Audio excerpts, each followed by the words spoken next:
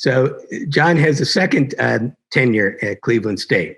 So after he leaves the university, he coaches for a brief time in the American Basketball Association, and then he takes a job at Converse Shoes Athletic Company and becomes their international ambassador for the sport of basketball, and he does that for about 20 years. So back in 1989, John and his wife are in Cleveland, and he accepts a job at Cleveland State University as both an advisor to the athletic department and an adjunct teacher, a part-time teacher. One of the interesting stories about his tenure at Cleveland State in the 1990s is that one of the girls is writing for the student newspaper, and she wants to interview Coach McLendon, and she says that, "I hear people call you the Jackie Robinson of basketball." So John's a very humble man, and he says to her, "Well, in fact, I'm really flattered by what you said, but can you tell me a little bit what you know about Jackie Robinson?"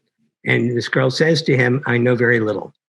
So at that time, John decides to teach a course, which he does for almost 10 years at Cleveland State. And it's on the history of sports and the role of minorities in its development. And it's an incredibly important course. Coach McLendon actually shares the syllabus with me. It's very, very impressive. And he teaches that course actually